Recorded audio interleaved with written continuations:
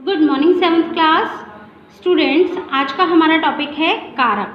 तो चलिए बच्चों, सबसे पहले हम कारक की परिभाषा समझते हैं।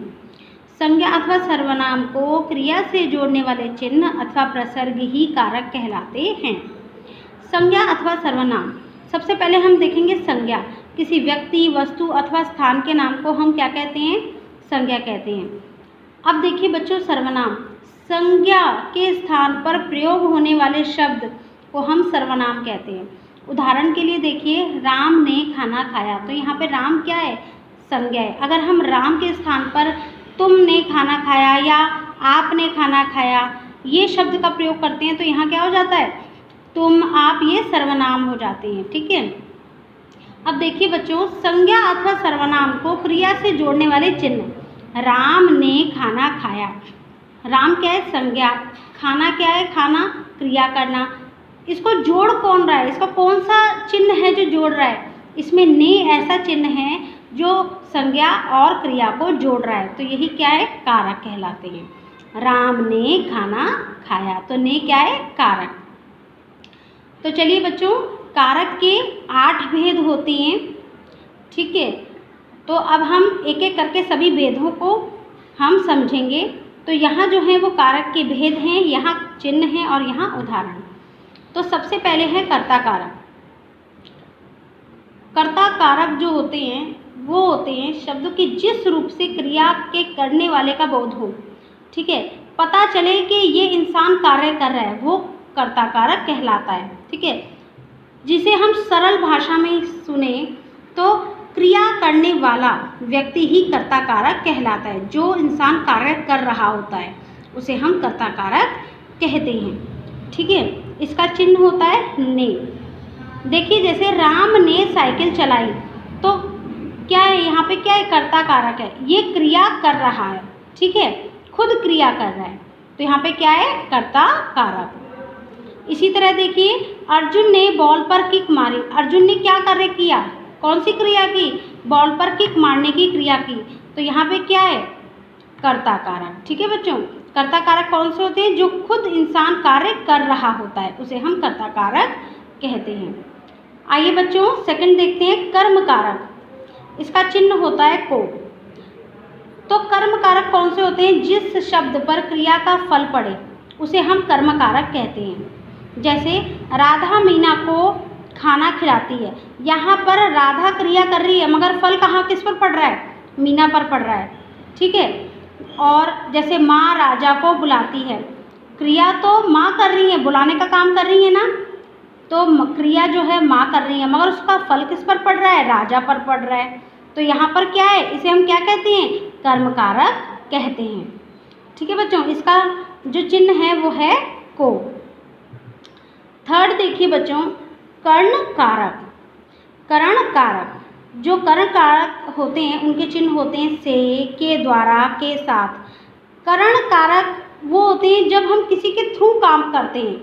ठीक है, तो वो कर्ण कारक कहलाते हैं। जैसे कर्ता जिस साधन या माध्यम से कार्य करता है, जो कर्ता कौन होता है? जो क्रिया कर रहा होता है, वो जिस साधन या जिस माध्यम से कार्य करता है उसे हम कर्ण कारक कहते हैं। जैसे मैंने पेन से किताब लिखी, मैंने किसके द्वारा किताब लिखी? पेन के द्वारा। ठीक है, तो मैंने पेन से किताब लिखी। ऐसे ही देखो, मैंने कंप्यूटर के द्वारा कार्य किया। किसी के द्वारा कार्य करना क्या कहलाता है? कर्ण कारक कहलाता है। तो यहाँ पे मैंने किसके द्वारा काम किया, कार्य किया? कंप्यूटर के द्वारा, तो यहाँ क्या है? कर्ण कारक। ठीक है, इसको हम कर्ण कारक कहते हैं। इसके चिन्ह होते हैं से, के द्वारा, के साथ। ठीक है, आप देख रहे होंगे इसके अंदर से और यहाँ के द्वारा का प्रयोग भी हो रहा है, तो इन चिन्हों का प्रयोग भी होता है। फोर्थ देखिए बच्चों, संप्रदान कारक। संप्रदान कारक के चिन्ह होते हैं को, के लिए, हेतु। ठीक है बच्चों। तो देखिए बच्चों, कर्ता जिसके लिए कार्य करता है या जिसे कुछ देता है उसे हम संप्रदान कारक कहते हैं। जैसे मैं अपनी इच्छा से आपके लिए वीडियो बनाती हूँ। किसके लिए वीडियो बनाती हूँ? आप ही के लिए बनाती हूँ ना। ठीक है, तो यहाँ पे क्या है? ये संप्रदान कारक है। अपनी इच्छा से कार्य करना किसी के लिए भी, ठीक है, वो हम उसको हम क्या कहते हैं, संप्रदान कारक कहते हैं। जैसे रोहन इलाज के लिए आया, वो अपनी इच्छा से आया ना इलाज के लिए, ठीक है, तो यहाँ पर क्या है, संप्रदान कारक। फिफ्थ देखिए बच्चों, पांचवा भेद देखिए, अपादान कारक, इसका चिन्ह होता है से।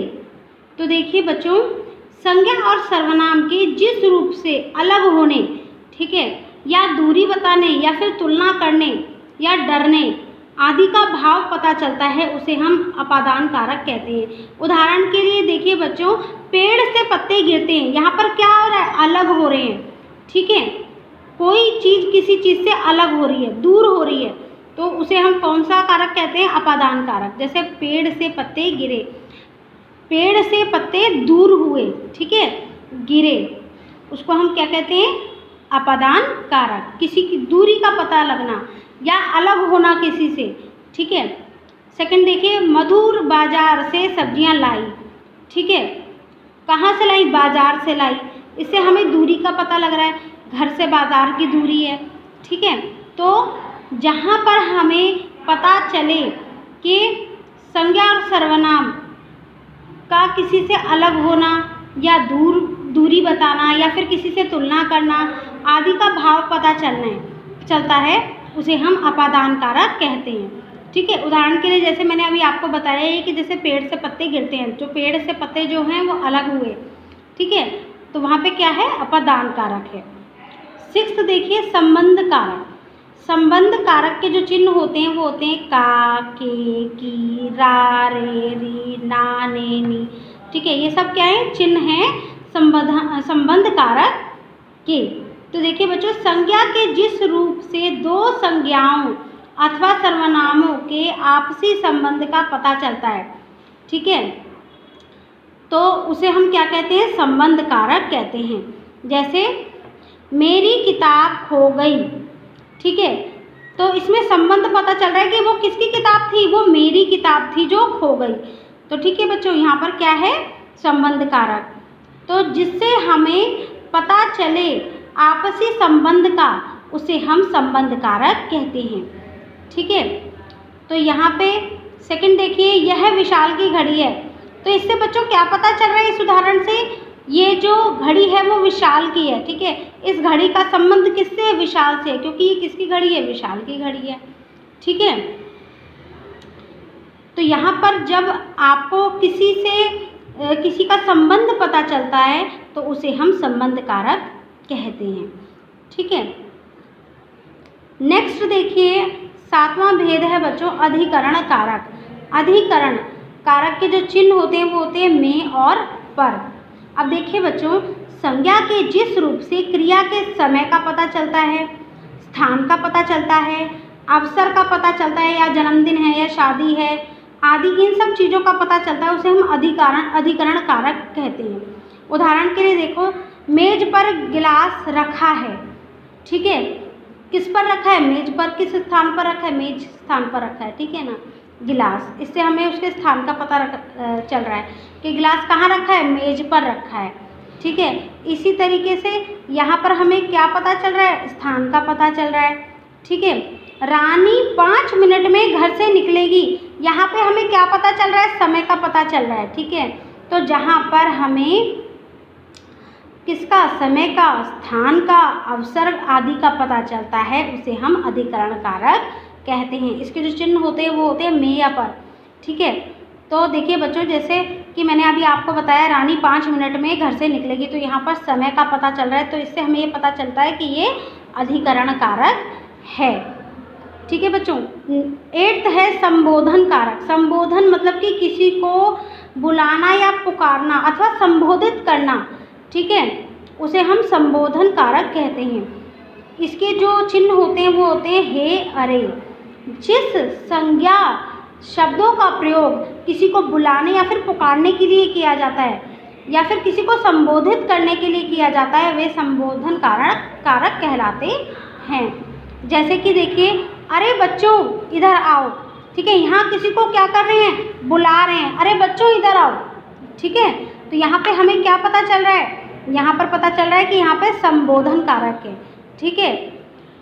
ऐसे ही देखिए, हे ईश्वर मुझे क्षमा करें, ठीक है। तो यहाँ पर क्या है, किसी से क्या कर रहे हैं, मतलब कि बता रहे हैं या फिर सॉरी उनसे बोल रहे हैं, ठीक है, हे ईश्वर मुझे क्षमा करें। तो यहाँ पर क्या है, जहाँ पर हे, अरे का प्रयोग होता है, इन चिन्हों का प्रयोग होता है, उसे हम क्या कहते हैं, संबोधन कारक कहते हैं, ठीक है। या फिर किसी को बुलाने या पुकारने या असंबोधित करने के लिए जिनका प्रयोग, जिन संज्ञा शब्दों का प्रयोग किया जाता है, उन्हें हम संबोधन कारक कहते हैं।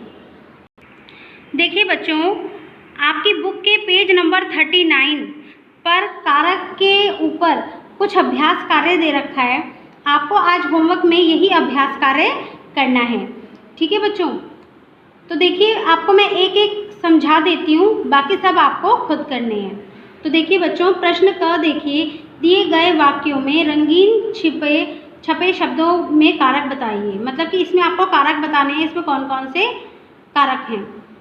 सांप झाड़ियों में छिपा है। तो देखिए बच्चों, यहाँ पर क्या है, हमें सांप का पता चल रहा है कि ये किस स्थान पर छिपा है, झाड़ियों में छिपा है।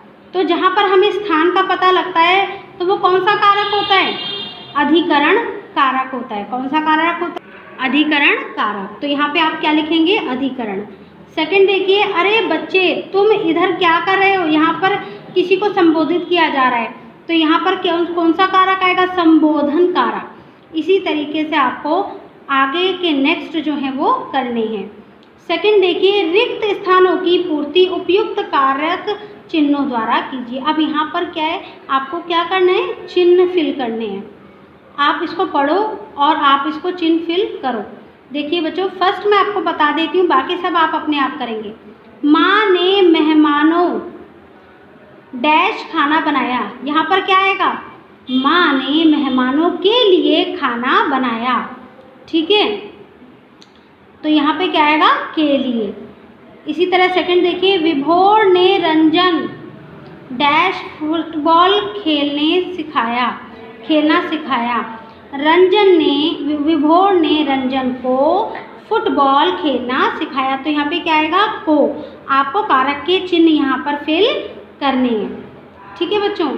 नेक्स्ट देखिए, दिए गए शब्दों का प्रयोग इस प्रकार कीजिए कि उनका वचन स्पष्ट हो जाए। तो यहाँ पर जैसे है जनता, तो आप देखिए यहाँ पे मुख्यमंत्री की रैली में जनता का बड़ा क्या था, जोर था। मतलब कि वहाँ पर बहुत जनता थी, ठीक है। तो आप इसको इस तरीके से भी लिख सकते हैं। आपको इस तरीके से लिखना है कि इसका जो वचन है वो स्पष्ट हो जाए। नेक्स्ट देखिए बच्चों, घ, अशुद्ध वाक्यों को शुद्ध करके दोबारा लिखिए। फर्स्ट देखिए, हुजूर मेवाड़ से एक दूत आई है, ठीक है। तो दूत आया है, ठीक है। दूत क्या है, एक पुल्लिंग है, तो यहाँ पे आई है होगा, नहीं आया है।